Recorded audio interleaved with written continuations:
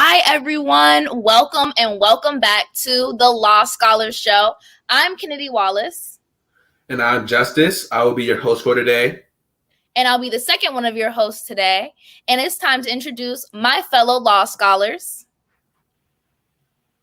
Hi, I'm Deanna Lee, an upcoming freshman in college, and I'm 17 years old. Hey everyone, I'm Selena. I'm 16 years old, and I'm a rising junior.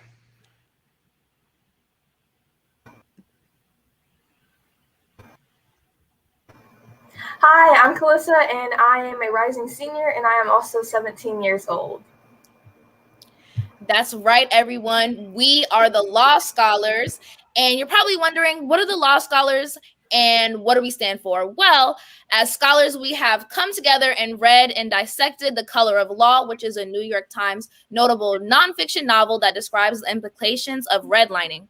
And every Saturday, we break down each chapter of the book and discuss the implications of redlining locally, focusing on Norfolk, Virginia. We strive as scholars to educate ourselves, other African-American kids, and eventually the world. But none of this would be possible without Clever Communities in Action.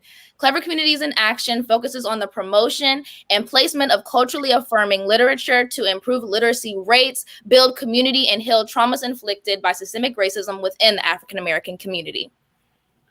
And you might think about what other programs might be a part of Clever Communities. Well, one in particular is named Read to Lead. And Read to Lead is a school-based initiative that promotes literacy, positive self-esteem, and cultural awareness through literature with a focus on African-American students. The LEAD acronym stands for Learn Everything About the Diaspora.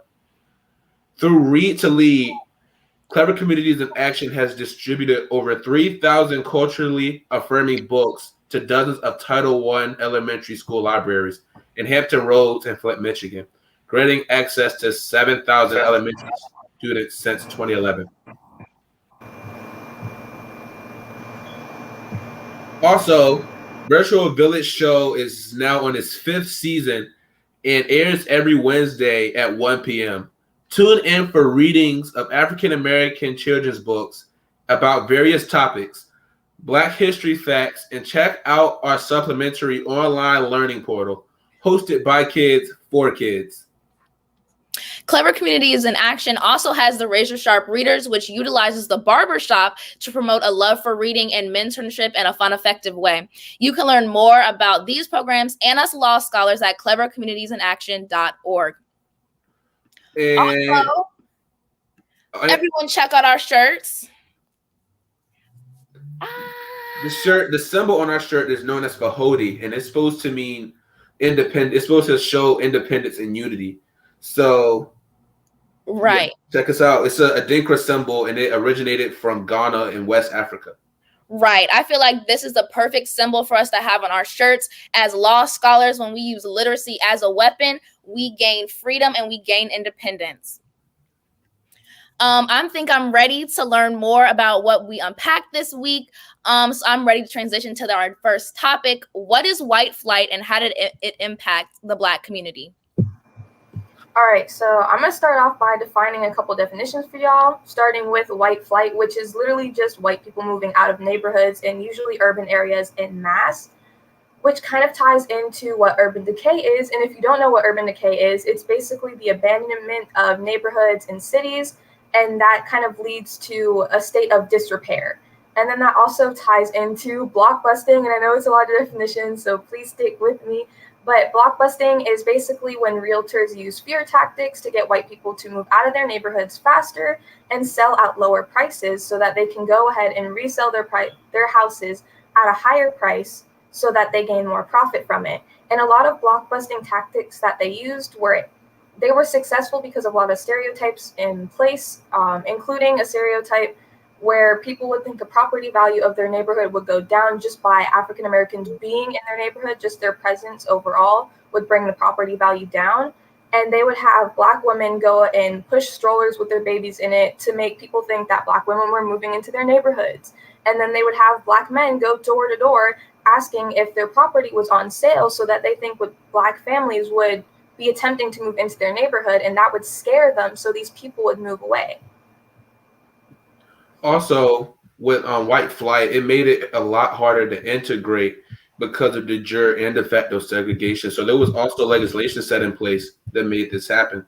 Because since African Americans weren't given the same economic and same income as white people, it made it so that when they tried to move into these neighborhoods, they had to pay a lot more to even make it in. And even then, they probably still got rejected.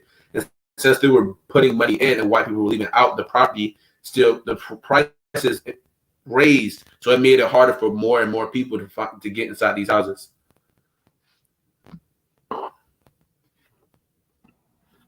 Right, Justice, right. We also see that when you're paying more for these houses, it begins to deteriorate, because when you pay a lot and you're putting all of your income into owning the house, you're not able to maintain the house. You're not able to have the same upkeep. So when these things start to fall away, things naturally begin to break and things are not being able to be rebuilt. We see these slum-like conditions begin to happen. We see Black people are not able to upkeep their yard in the same way as white people. We see Black people are not able to upkeep their houses in the same way as white people because they were paying so much for these houses. And we see that now we even see the stereotypes and the things being said about Black people, where Black people can't take care of the things they have. And we see that comes from redlining, and that's simply not the case. Yeah, also with stereotypes, plenty of people, I heard it today, they call the hood, the ghettos, they make it seem like the Black community is so broke down, but it's not even our fault. It's the government's way of setting in place these stereotypes and made it the de jure segregation, which led to the de facto segregation. So all around, we were just being segregated, and it made everything look bad. So that's why that's why some people try to avoid certain neighborhoods, because it doesn't have the same economic resources. It's not even like people don't try to take care of them. It's just that we don't have the same resources, and we don't have the same amount of money as they have. So it's a lot harder to upkeep all this stuff, from bills to rent to yard work. It's a lot. Yeah, and if you don't remember what de jure versus de facto segregation is, it's when de jure is de jure, sorry, my bad.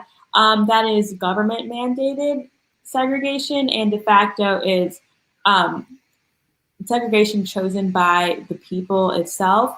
And a lot of times, the government likes to make it seem like it's usually de facto, but it really is put in place by de jure. And another point I wanted to add was, when you are spending all of your money, working all day, trying to pay off this house and trying to get food on your table, you don't really have a lot of resources or time to try to move forward in life. So a lot of times people like to put on the stereotype that Black people, again, are lazy and can't move forward because of their lack of work ethic, when in reality it's because of what else can they do? What other options do they really have? And they're trying to feed themselves, their families, and try to have like a roof over their heads. And you have to remember, when it comes to white flight, these white families were really tricked into believing that when one Black person comes, their property value was going to go completely down, when that is the complete opposite. When a Black family came, that means that your property value was going up, because more Black families are like, oh, I can get in here, I'm going to pay as much money as I can to own a home for my children, to go to a good school. They are willing to pay more than any other white family is, because the white families know that they can go and find another white community that has a good schooling system, and the Black families cannot. So they will use every cent they have in their piggy bank to go and get that house. I'm gonna jump back to the stereotypes that were put on Black people, because they were literally put into place by the government. Like in 1952, they did this study and they published it in the journal, and I think it was called the Appraisal Journal. And it basically concluded that African Americans being in the neighborhood would make the property value go up, because Black people are willing to pay more for their houses. And the FHA, the Federal Housing Administration, saw these statistics and decided to just ignore it and continue their racist practices for another decade. Yeah, that's true. And like back to what Justice said, I think, where you try to put everything and try to get your children in a far place.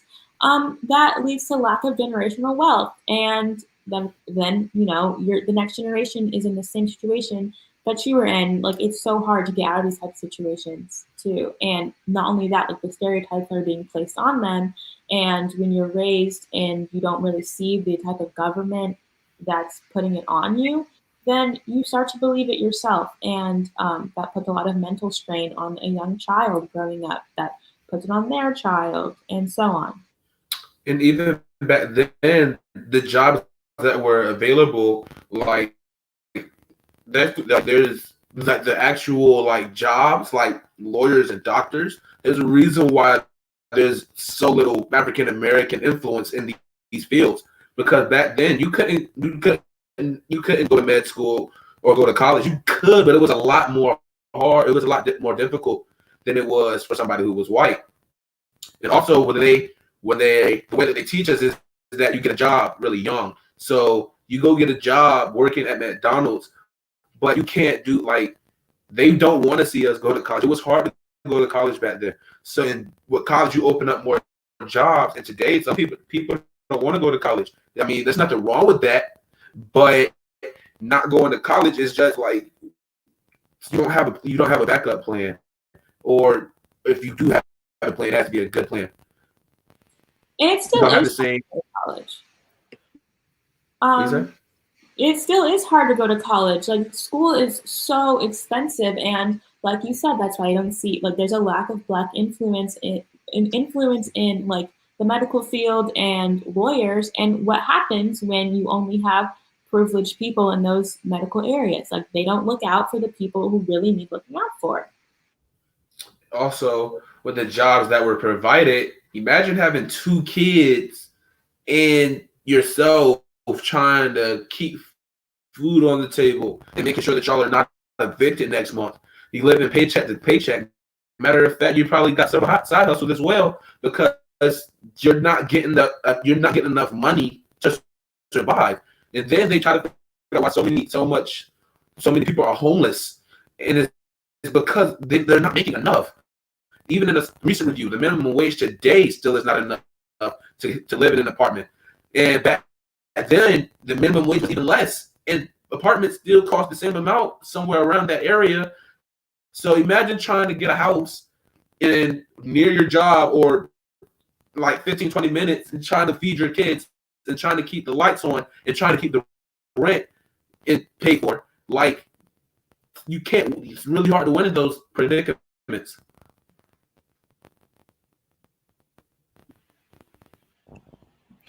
Right, Justice. I think it's just very hard. And I do think that's why I'm happy that we have Clever Communities in Action that teach us about these things, that give us this culturally affirming literature, because when we have all these things, it can just become very fatigued. We can experience racial battle fatigue with the redlining, with these slum-like conditions, with these challenges with going to college. I'm just so happy to be a part of this community, and I'm just so happy for Clever Communities in Action, again, for having these culturally affirming things. And I think that is the importance of having cultural affirmation in your life. Yes, like, organizations like these really just, they get Black people involved and get them to believe in, and most importantly, they believe in themselves, which in the long run will, of course, get them farther in life and out of this vicious cycle that we've been thrown into against our will. So shout out to what makes this organization so much more unique. All this happens just because of the color of our skin, and it's really sad. Yeah, and I think that this organization really does something that I haven't really seen in a lot of other organizations, which is educate the Black youth. It gives us something to use. It's not just putting us out there. It's giving us an unseen weapon, which is education, educating us and using literacy as a weapon, which is what we do and what we fight to do and share with other people. Because it's so important to be educated and to spread the word and share with as many people as you possibly can. Right. I think it is so important to learn about these things and just keep the education going, keep all this information being passed down. And I think it's also important to be educated about the legislation that was implicated, which leads me into our next topic. How did local legislation play into continued segregation? When this topic first came up, this quote from the book really stuck to me, and it said, historically, local governments have rezoned proposed Black neighborhoods as parks, built freeways through them, or in segregated southern states, shut down all public services for Black people, but in a small part of town. Southern border and northern states have been caught shutting down all of these different services for Black people and trying to corral us in certain neighborhoods so they can have these slum-like conditions for us to live in. This was seen in Austin, Texas. When Austin, Texas was unable to carry out explicit legislation of segregation, they decided to create an incentive to draw in the Negro population. This incentive was that they were going to move the schools and the services that served African Americans into a certain part of the town, their east side of their town. And they began to slowly close down the services in the cities that would serve African Americans in other parts of the city. And basically just corral us into the east side of the city of Austin, Texas. And after corralling us into these areas, the municipal services in the neighborhood started to decline. Streets began to be left unpaved. Sewers were often clogged and poorly maintained. The zoning rules were not enforced, so the area became industrialized, and it became a lot of health hazards. And again, we see this tactic being used in cities like Atlanta, Georgia, Raleigh, North Carolina, and Austin, Texas. And it just creates these slum-like conditions and allows Black people to live in conditions that are unsafe and bad for our health. And I see these implications now today because when I was younger, I just thought all Black people had asthma because that's just what I always saw. And now looking back, I just realized how sad the idea was for me. And then being able to read this book and being able to use literacy as a weapon and realize where that comes from, why so many Black kids have asthma, comes from this redlining that is shown in this book. Also, when we think about the poor, how much money that was given, that was brought into these communities, and there's another stereotype of Black people are thieves. Black people, they do crime. They just do it to do it. They do it because they don't have the resources or the money to get things done. $5, well, $10 an hour. That's not even enough to pay for the rent. So what else you want them to do? If they want to have a stable income, they might turn to stealing. They might turn to selling drugs. They have to get things by any means. Not in our blood, but we're go-getters. That's in our blood. We're go-getters. We're going to get it done. We have, like, if you're starving every night, you're just going to sit there and starve, and you barely pay the rent. You barely keep the price on. You got to get this money somehow. I wanted to jump back to what Kennedy said about the little asthma thing, because when we are put into poor conditions and slum-like conditions, and then you develop physical illnesses, those are passed down because a lot of these things are genetic. And then you also have mental illnesses because you're put into an environment where it can be noisy or it's dirty, so you can't get your work done. There's a lot of things going on. You're worried about trying to help out and pay your bills, but you're only 16 years old. You can only work. The minimum wage just went up here in Virginia to $9.50. It was $7 before. So before you were working a $7 job, how are you supposed to even help pay for anything? All you can get is like a week's worth of groceries with a paycheck. Yeah, there's not really a way to pay for medical bills or try to improve your health for yourself, for your kids who are also growing up in this kind of environment. And that creates distrust between the medical community and the Black community, because either way, like, we're not really taken cared for. Like, going back to what I said, when there's no Black influence and they're not really looking out for us. So you go to a place where you're not even getting taken care of, and it's so extremely expensive. It drains you, completely drains you, and it's not like you're really getting better either. So what are you paying for? And I think it plays into, sorry. No, go ahead, go. I think it really plays into that idea that was pushed into a lot of Black people's minds, that this is where we're going to be at and this is where we're going to stay at, and there's no room for growth, and that we can't get higher up in any type of, not even just any type of position or just anywhere in life, and that this is where we're going to stay at for the rest of life, when that does not have to be the case ever. There's always a way for you to get out. You just have to search for it and work hard for it. But the legislations and the way that the government maneuvered things and tried so hard to keep us down really played a factor into us having that our own mental mindset of the fact that we can't empower ourselves to do better, I think. And then I wanted to add on to that because there's a huge stigma against seeking mental health help in the Black community, but it's also a question of, can you even afford it? Like, most people can't even afford it if they even thought about going to seek help and going to get that kind of therapy. And then just from a young age, you're pushed this mentality that you have to hustle and you have to work hard at absolutely everything, and you're going to be burnt out, because at the end of the day, you end up having to be very self-sufficient because, like Deani said, there was legislation put in place that was pushing people down. So then you have to try and push back at it. And if you're doing that your whole life, then you burn out. And a lot of people are burning out young. Yeah. So for somebody who doesn't have insurance, getting stuff like medicine and like other things, like an ambulance is like, I think it was like $2,000 just to get an ambulance. And I know that inhalers are expensive as well. So if you don't have insurance, why would you want to mess with any doctor or go to any hospital? And then if you do make enough money, it's always that question of, do I want to pay to help me have a better mental health, or do I want to pay to have better medical help, like physically, not just mentally? And I think that's that battle that we go through. We just think, oh, mentally it's not a big deal. We'll just get over it. We'll just sit in our room and think about all the things that we could do better to help ourselves. When that's not what's really helping us. It's just making us worse. It's not doing anything. And then a lot of times you see parents pushing this mentality that you have to hustle, that you have to grind to get to the top, that you have to learn from my mistakes, that you can't repeat my mistakes. And that's a lot of pressure to put on a child. And oh my God, I lost my train of thought, y'all. I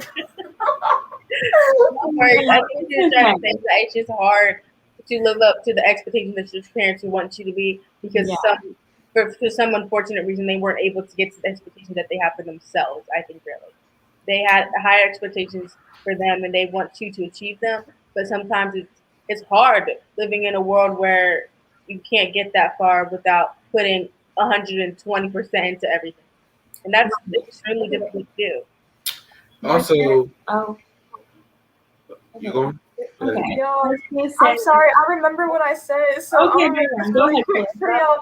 But did I forget again? There is no way. Okay. Oh no, I'm so sorry. Okay. Basically, you're pushed onto the mentality that you have to hustle, and then when it comes to mental health, like if you start to break down under that pressure, a lot of people are going to see you as weak because we don't recognize mental health to be an actual thing that needs to be addressed within our community. And that's a huge thing that needs to be addressed. And that's all I wanted to say. Also, well, it's sort of a gimme, but your friend group and the people around you influence you the most. Now, somebody who lives in like these ghettos or like these not as fortunate, not as resourceful neighborhoods, they are bound to go into a life of doing what they see. If your dad sells drugs and he's keeping the bills paid, why wouldn't you sell drugs? Especially if he's not telling you not to sell drugs, even if he's telling you not to sell drugs. If he's getting paid, why wouldn't you want to be like him? You know. So, and also if your friends in the community, they gangbanging, selling drugs, getting money, like it's all we see. Social media, in person, it's like these are real influences, and then they call us thugs, and it's all because it's the government's fault. We're not thugs. We just aren't as fortunate. We're just not as economically fortunate as white people. Right. And that was all brought about because of redlining. That redlining was the start to a lot of these issues that we're bringing up. And I wanted to talk about how Justice mentioned these neighborhoods and these slum-like conditions. Excuse me, I'm sorry. How Justice mentioned these neighborhoods and these slum-like conditions, highways were used to break up these slum-like conditions, and they were used as a tactic, quote unquote, to remove these slum-like conditions. And I know Calissa had some information about that. So Calissa, would you like to? So basically the government, I'm not quite sure how to word this, but basically they put in highways, and these highways tore through Black communities because they kind of wanted to get rid of the slums. And I think it was Roosevelt's vice president. His name is Henry Wallace, and he proposed that highway routes would eliminate unsightly and unsanitary districts. And this was in 1938, and this is directly quoted. And they had a lot of highway systems that were built and that tore through prosperous Black neighborhoods as well. And like we had Tulsa rebuilt after being burned down the first time. And what really killed it was the highway system. And then there was in 1954, there was a prosperous community in LA. It was the most prosperous Black community in LA. And it was torn down by the Santa Monica Highway or freeway.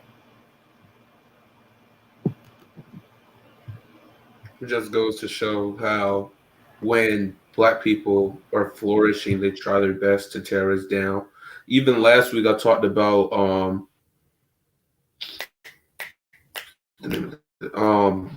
Wall Street.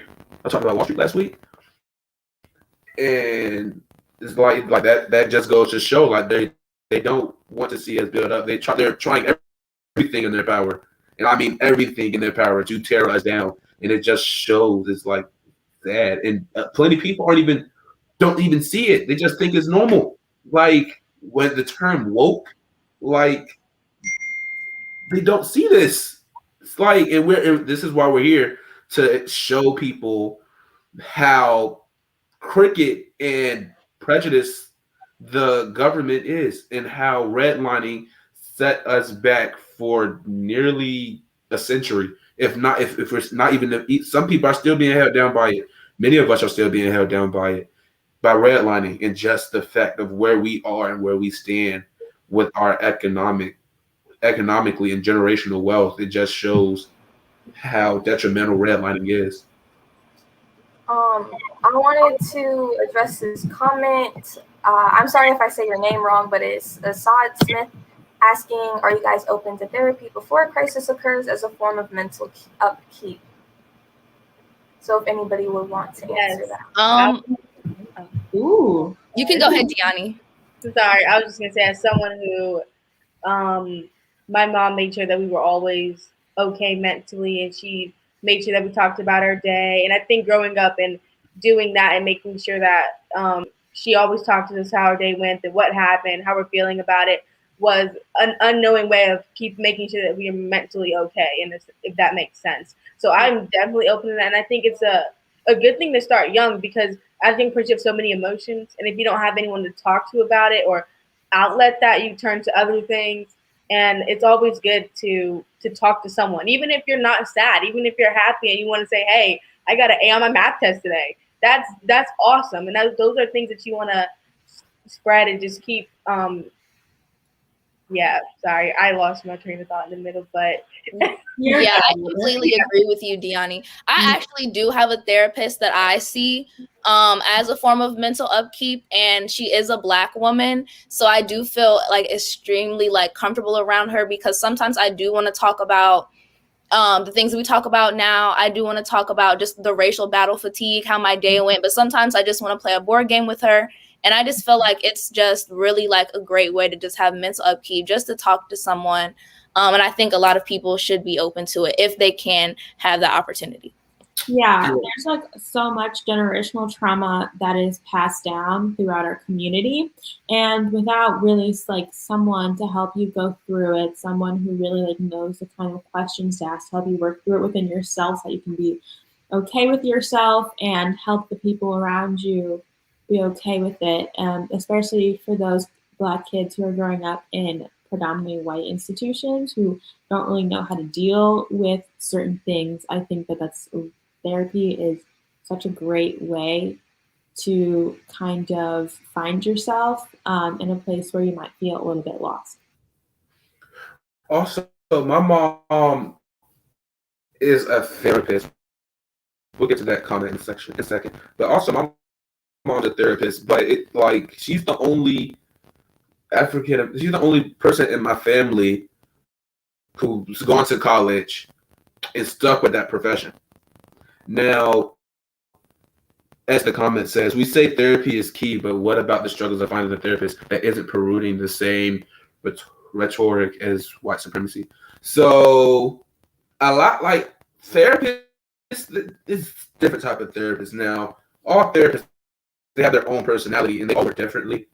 So, some people, like most therapists, I don't think most therapists are woke, unless they're maybe if they're African American and you can tell that they're woke, but they usually don't understand where we come from. So when we talk to them, it's almost like sometimes some therapists can just brush it off like, oh, you said that shoot, I can't think of an example. I understand what you're trying to say, Justice, but I think with that comes when, if you do have one of those therapists, I think that could be your moment to be like, to tell them about and tell you more in depth of how you feel on that or whatever incident that happens. Because sometimes you don't get that with your friends or whoever it happened with. So when you're with the therapist, I think that who is just kind of like going over, you can be like, well, hey, I really feel hurt by what they said because I'm a Black person in America, and that is racist, and it's just going more in depth with it, and it'll give you, I feel like after that session I would feel more empowered, because I'd be like don't tear me down, don't say that what I said is stupid and idiotic, like what I have, this feeling, what I have is important and it needs to be heard, and you're going to listen to me because you're my therapist and I need for you to listen to me. That's just how I would play it out, and I would hope other people would, just so that they can stand their ground, because your therapist is there to listen to your problems and to help you sort through your feelings and go more in depth with that, if I'm correct. And before we go into the intermission, I'd like to give one more example of how we went all over this. So therapists aren't cheap either. So somebody that's in school, they tell us to go talk to our guidance counselor about it, but they're not necessarily therapists. They're guidance counselors. They don't have time to be actually caring about our problems. That's not what they're paid to do. They're paid to enact disciplinary things. So the guidance counselor that can be like the only time somebody will sit down and talk to somebody from these backgrounds, and even then they don't have that much time. So then they worry about. Then that's when we get to the topic about mental health. So it's all a cycle. It's really all a cycle. One thing affects another, and this thing affects something else. So now we are about to go into intermission, and we'll be back shortly.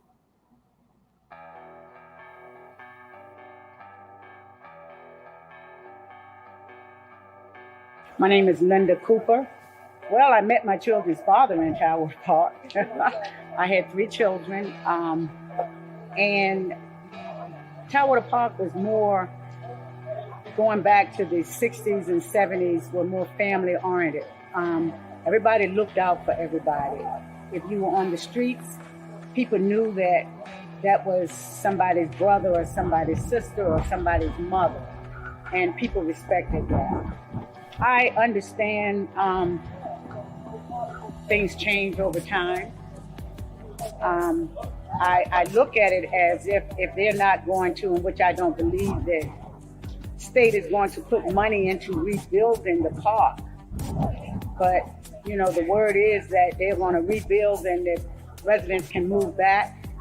I personally don't believe that all of those residents will be able to move back based on income. And if they do, it will be awesome. I just left one of my friends. She lived in Tidewater Park over 53 years, and her biggest fear is moving. And she doesn't think she would live long enough to come back. So if they were to rebuild, it would be nice to bring some of the older ones back first.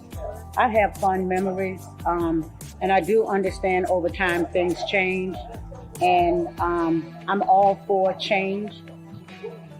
I just pray that even in the midst of change, that you respect people as being people, regardless of their origin, color, or whatever, education. People are people. We're human, and we're flesh and blood. And I think regardless of change, you just always remember that people are people.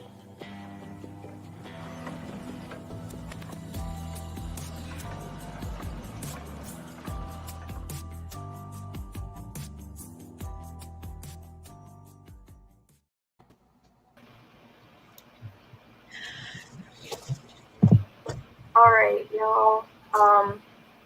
Thank you. That was a video of us doing interviews on Juneteenth with residents from Tidewater Park. And now I want to take a brief moment before we move into our next topic to talk about Gloria Richardson, who unfortunately recently passed away. And I'd like to take a quick moment of silence for her before I start talking about her legacy.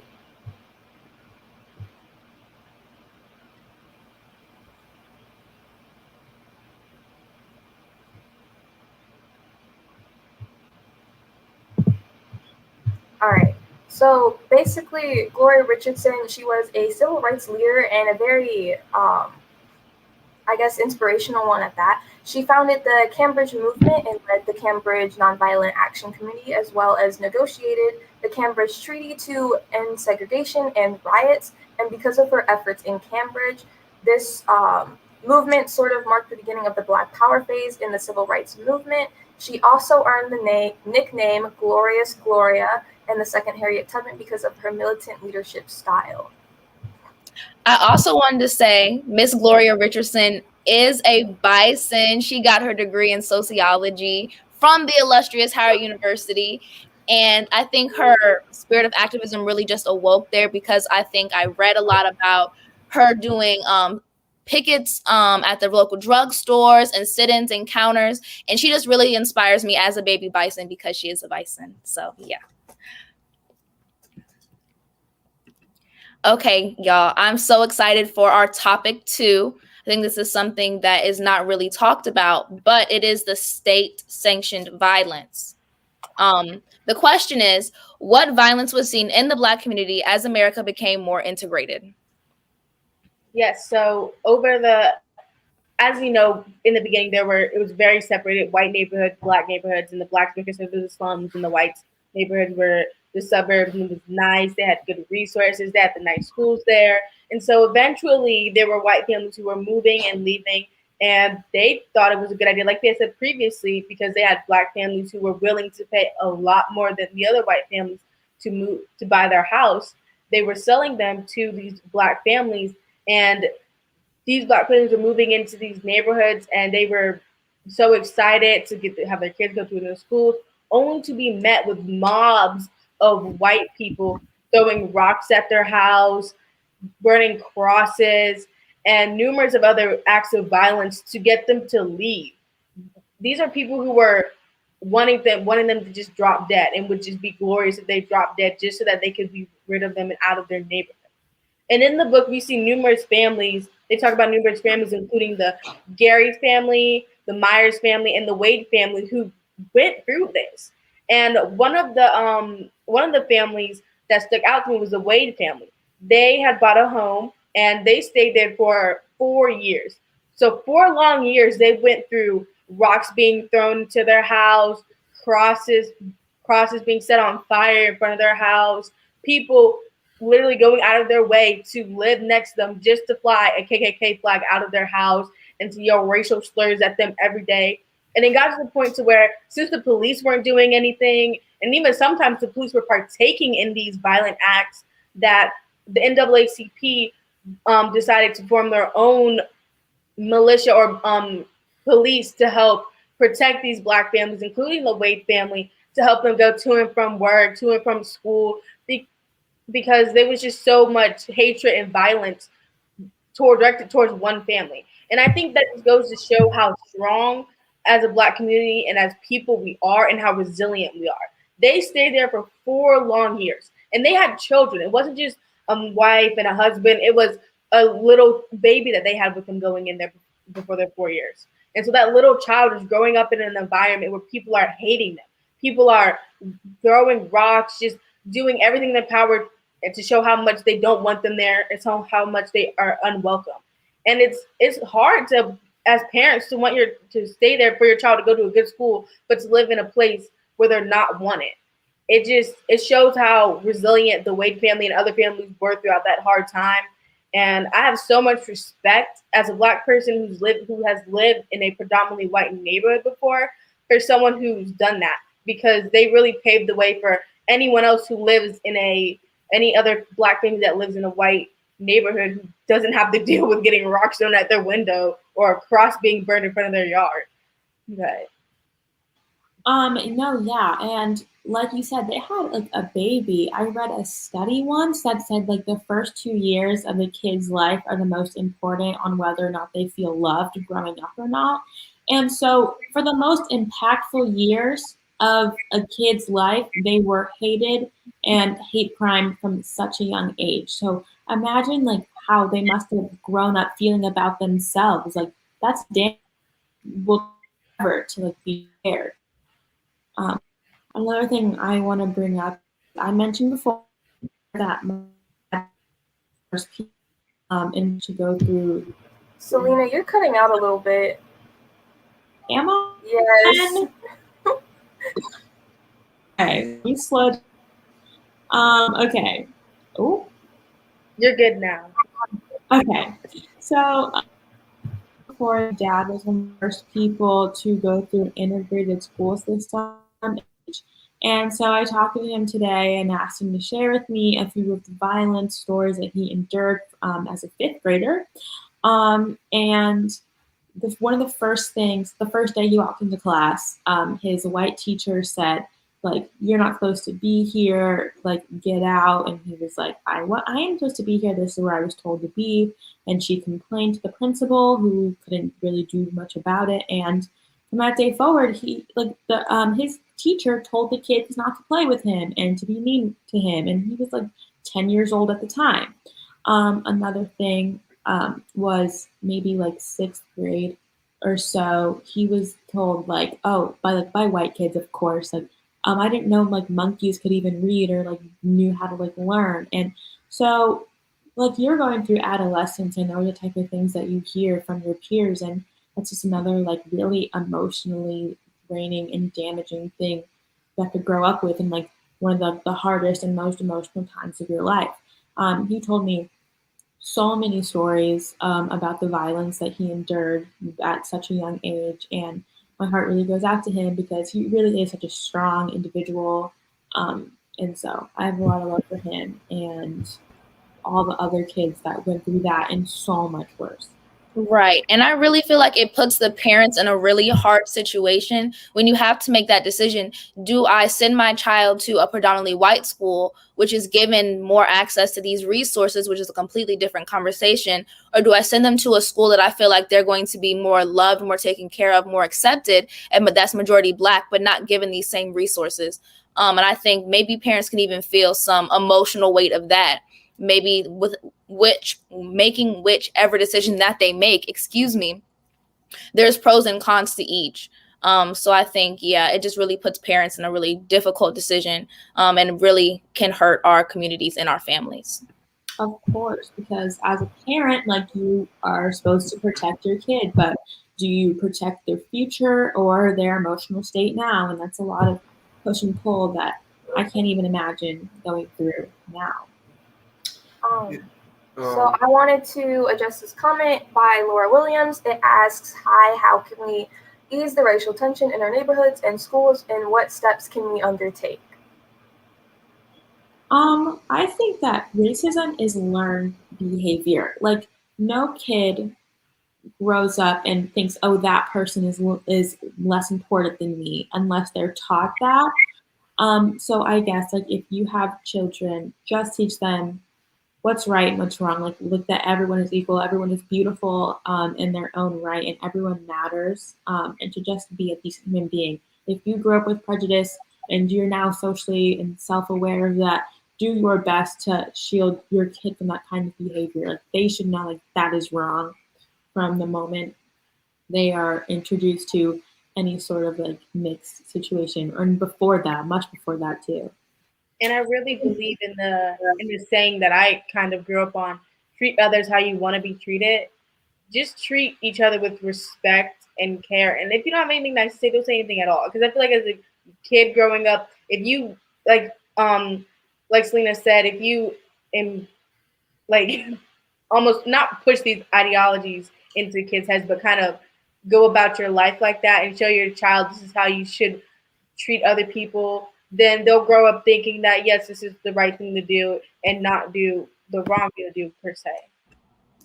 Right. And I sort of agree, because I think kids get a gutful so young, not even just from schools, but from TV shows. Because when I remember when I was younger, I was watching this TV show about fairies, and the girl's hair was usually straight, but some other fairy cast a spell and made her hair look just like how my hair looks probably right now.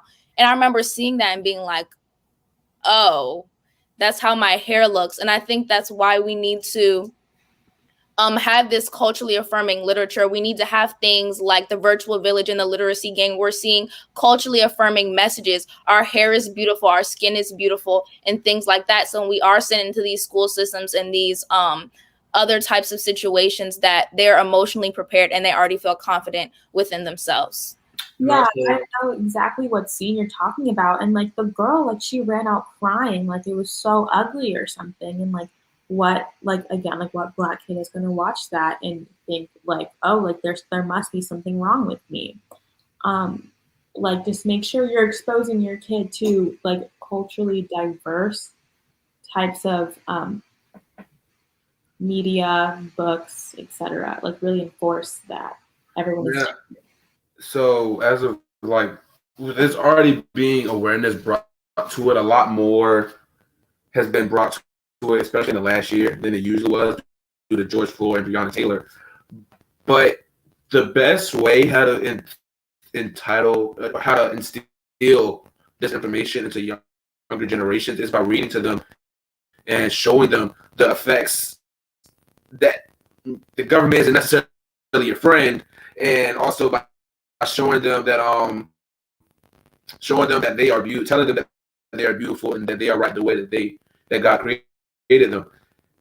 Because the world, I won't say the world, but more in particular, America, they don't show us as heroes. Like they don't show us as heroes. It might make a kid think, why can't I be like him? Why does he look different than me? Why can't I be more like him? But we have to teach this to them while they're young and show them that they are made beautifully in God's image.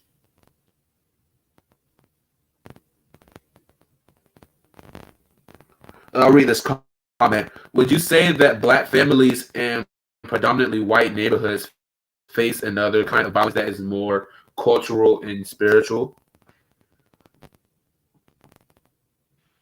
I don't know, honestly. That's a really good question. Because from my experience, it hasn't been, I guess you could say that in a sense, because when you're in a predominantly white neighborhood, sometimes you may not feel that neighborhood vibe of like walking out and saying hi to your neighbor as you go and get the mail.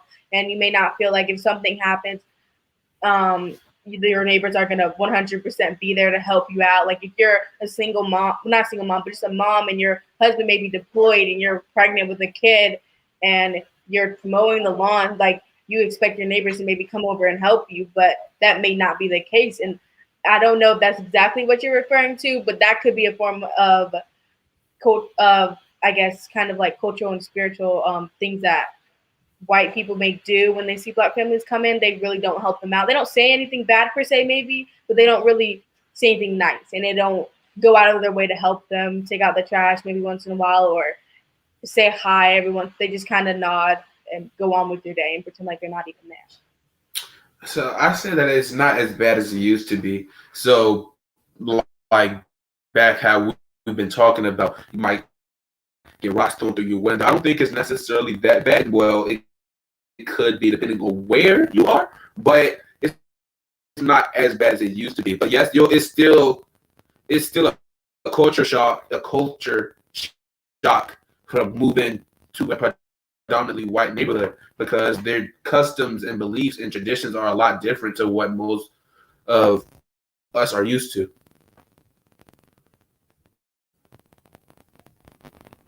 Another commenter has asked, Miss Lauren Williams, do you think that teachers need to be retrained on our cultural lifestyles before teaching in a classroom?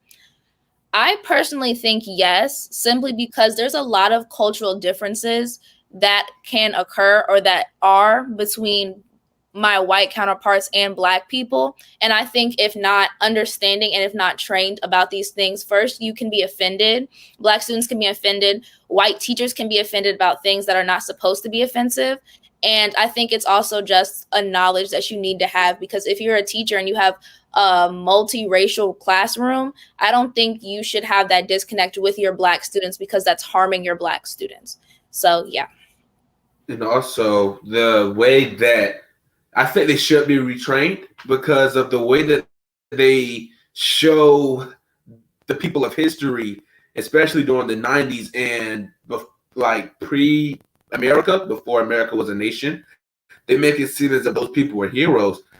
Like, it wasn't until like 2 or 3 years ago that I found out about how bad Christopher Columbus was. And it's all because they made him a hero for killing millions upon millions of Indians and forcing people out and capturing us and bringing them here. Now, I knew what slavery was. I knew it was bad, but I didn't know exactly that it was racist. They didn't go over the fact that it was racist and how bad that set Africa and African Americans back. Like, they don't go on the stuff of how it was bad. They only go over the good. They make it seem as if these people are idols and you should idolize them. There's a whole day behind Christopher Columbus, and we're not in school. I think we're not in school for what he did, but everything that he didn't do anything good. It just goes to show how America idolizes these people for doing wrong. Not only that, I saw another study that said like white women are the most prejudiced against people of color, and who makes up the majority of the education system?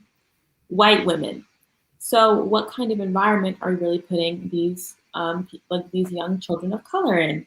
Not a safe one, not one where they'll be protected, not one where they're going to feel like they're accepted, really. They're always going to be like seen as something negative when in really, like, when they're like 8 years old. Like, that's the kind of thing that they are being presented as in these white women's heads. All right, y'all. There's this comment. Oh, go ahead. Another comment goes over. It says, "Great discussion, scholars. Who are some of your role models and why?" For me, I'd have to definitely, without a doubt, say my mom and my dad. I look up to them every day, just from the stories that I've heard, from how they got to where they are today. It just amazes me, and it shows how resilient and strong they are. And I'm so proud to be a product of Dana and Lee Bandy. Shout out mom and dad. So I'll say my mom is most definitely definitely the biggest role model in my life. But the person who exposed me to all this prejudice and all this other stuff, because I wasn't woke until my mom found her husband, or her stepdad about 4 years ago. Now, at first he was telling me things about, like, this is how I figured out about Christopher Columbus. I was like, he's a great person. He created America. That he's very aggressive in a way. So like, that's why I didn't want to listen to him. It was like I felt as if I was being attacked. But his message is like really true. It also went over how he talked about how Africa is much more than Egypt, because back before him, I thought Africa was just a poor country. They don't have any money. There's nothing they can do there. and I just thought like the Egyptians were just an exception. There's plenty of history and culture in Africa, but it's being removed and drained due to white influence. It just I probably wouldn't be a part of. I probably wouldn't be a law scholar if it wasn't due to him waking me up. Thank Another you. comment says. Okay. Another comment says by Jetshot, should we focus more so educating our own communities instead of relying on white people to become culturally responsive? Yes, we don't have to prove anything to them. Like we've already proved for the past 400, 500 years that we are worthy. It's like, and we're still trying to prove to them that we're worthy. But we've already done that. That's already here. We know that. We should teach our people that white isn't right. That's something else that should be implemented, because there's plenty of people still today thinking the white way is the right way. It's just like if you can teach our people, especially our younger generation, about all this and all the stuff that we're going over even today, it would be a lot different. We'd have a lot more leaders. Yeah, I agree. I think it's that that mindset of you can't have someone else parenting your children. You have to parent your own children. So I think that's as Black people, we have to do our honestly our civic duty and empower our other fellow Black people. We can't expect another race to understand what we're going through and then educate us on it, if that makes sense. We have to be able to educate ourselves on the history that has happened to us so that it does not repeat itself, because it has numerous times. Before I address this comment on the screen right now, I wanted to kind of just ask the audience to go out and define what Black liberation means to you, because for some people it means educating your community. For some people it means trying to basically demolish the system and rebuild it. It means a lot of different things to a lot of different people, and you kind of have to define what you think Black freedom is for you, and then go out and commit to doing activities that will help you and your community prosper, our community prosper. And then this comment by Mac Anderson asks, how much do you think fear of African Americans by whites played into the increase of violence, or was it systemic racism? 100%.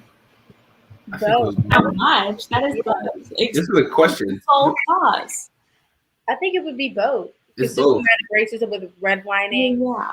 and then the fact that white people gave the image that we are dirty, and just I think it's a bit of both, because with violence there comes that fear of, well, they're being violent. What if they're violent towards me and not just around? You know, you can be violent and not really be harmful to other people, if that makes sense.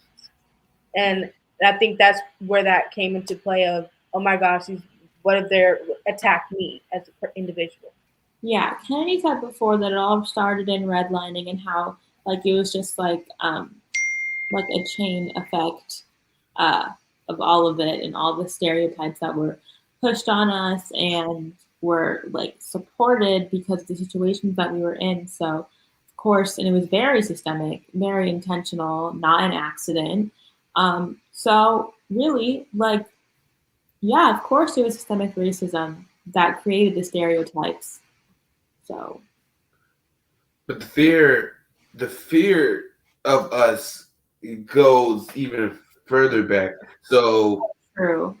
So it's like even like before they were before they started capturing us, that they wanted to divide us because they wanted what we had, like the great Mali Empire. They wanted what we had because what we had was better than what they had, and also their lifestyle was very sanitary. Yeah. But that's besides the point. But for the comment on the screen, this is the last comment. Do you think America is a fair idea of a melting pot that is equal for all people? No. I'm going to have to say no for that. A little bit. No. Capitalism thrives on people being at the bottom. Mm-hmm. And it wouldn't work if people were not at the bottom. So America cannot be fair for all. There is no such thing as the American dream. It is fake. You have to be in a certain spot at birth to live that quote unquote American dream. And even then, it can't really define your happiness. It's just a dream at the end of the day. And even America is inherently unequal for all. It was created unequal. It is continued to be unequal, and it'll never be equal. So no. I don't know how it can. I don't even know how we call it a melting pot, because a melting pot, everything mixes together in the pot, but we are not together. So They made it a point for it not to be mixed in the pot, actually. And I think when Clarissa said,